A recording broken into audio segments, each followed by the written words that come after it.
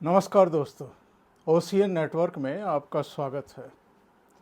अरविंद केजरीवाल के मंत्री सौरभ भारद्वाज की मुश्किलें बढ़ने जा रही हैं और केवल सौरभ भारद्वाज की मुश्किलें नहीं बढ़ेंगी इससे। खुद मुख्यमंत्री अरविंद केजरीवाल भी जांच के लपेटे में आ सकते हैं। आपको ध्यान होगा, एक कांड हुआ था और वो कांड क्या था? 13 मई को जो सतर्कता विभाग के विशेष सचिव पद पर नियुक्त थे राजशेखर, उनको हटा दिया था केजरीवाल सरकार ने। और ये सुप्रीम कोर्ट से जो आदेश आया था कि दिल्ली की चुनी हुई सरकार ही उसके तहत काम करने वाले अधिकारियों के ट्रांसफ़र पोस्टिंग का फैसला करेगी, ना कि एलजी यानी लेफ्टिनेंट गवर्नर।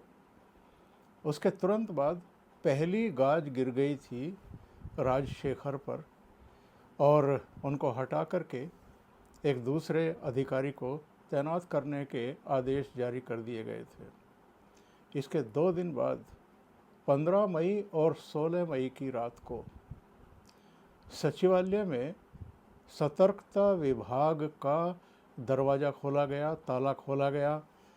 उसकी फाइलें इधर उधर की गई, कुछ फाइलों की जीरोक्स कॉपी की गई, फ़ोटोकॉपी की गई और ये सब सचिवालय के सीसीटीवी कैमरे में कैद हो गई।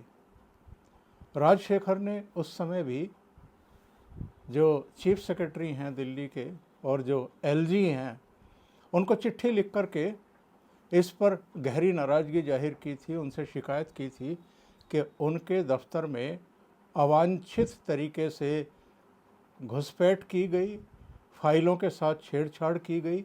और ये फाइलें कौन सी थी?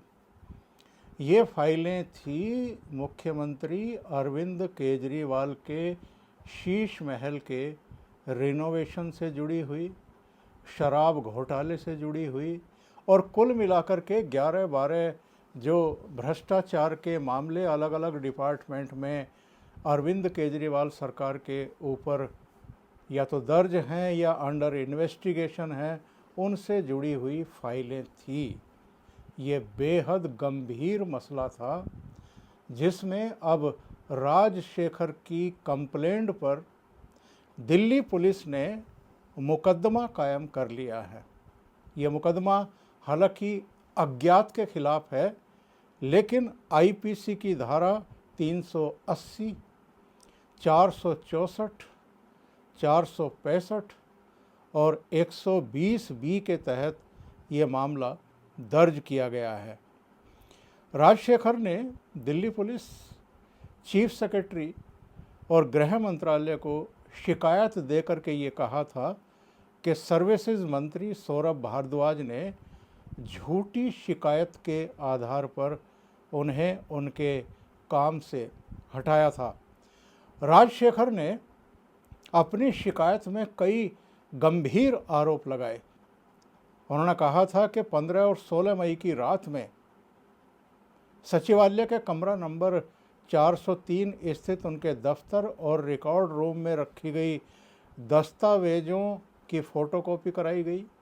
इसमें मुख्यमंत्री अरविंद केजरीवाल के घर के रिनोवेशन पर खर्च जांच की फाइल, फीडबैक यूनिट जो इन्होंने जासूसी कराई थी, फीडबैक यूनिट के जरिए डीआईपी, जल बोर्ड, टैक्स डिपार्टमेंट से सोने की चोरी, तिहाड़ जेल अधिकारी की साठगांठ जैसे मामलों की फाइलें थी। और राजशेखर ने अपनी शिकायत में दफ्तर के बाहर की सीसीटीवी फुटेज प्रिजर्व करने और संबंधित लोगों पर एफआईआर करके कार्रवाई करने की मांग की थी। इस जांच में दिल्ली सरकार के जो मंत्री हैं सौरभ भारद्वाज, वो भी जांच के घेरे में हैं। एफआईआर में ज़रूर उनका नाम नहीं है, केवल अज्ञात के खिलाफ मामला दर्ज किया गया है, लेकिन वो कहते हैं ना कि बात निकलेगी तो दूर तलक जाएगी। तो वैसा ही अब एफआईआर दर्ज होने के बाद ये हो चुका है और सौरभ भारद्वाज का बयान आया है। उन्होंने कहा कि विजिलेंस डिपार्टमेंट के सचिव सुधीर कुमार की नियुक्ति एलजी ने की थी, ना कि हमने, और उन्होंने 16 मई को मुख्य सचिव नरेश कुमार को स्पष्ट रूप से लिखा था कि उनके निर्देश पर शैडो फाइल यानी डुप्लीकेट कॉपी बनाई गई। विभाग के मंत्री से इसका कोई लेना देना नहीं है, तो फिर अज्ञात के खिलाफ झूठी एफआईआर क्यों दर्ज की गई है। ये राजनीति चल रही है। अरविंद केजरीवाल केंद्र सरकार द्वारा ऑर्डिनेंस ला करके चीफ जस्टिस के जो आदेश थे उनको पलटने के लिए ऑर्डिनेंस लेकर के आई थी मोदी सरकार।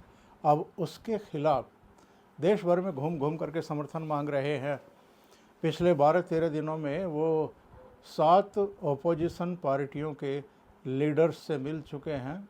कल वो झारखंड की राजधानी रांची में थे, 2 दिन पहले मुंबई में थे, शरद पवार उद्धव ठाकरे से मिले थे, नवीन पटनायक से मिल चुके हैं, नीतीश कुमार से मिल चुके हैं, ममता बनर्जी से मिल चुके हैं, और अब सुनते हैं कि रामलीला मैदान में एक जनसभा करने की भी तैयारी कर रहे हैं। लेकिन शायद एलजी से और केंद्र सरकार से जो उन्होंने सींग उलझाए हैं, इसकी बड़ी भारी कीमत उनको चुकानी पड़ रही है।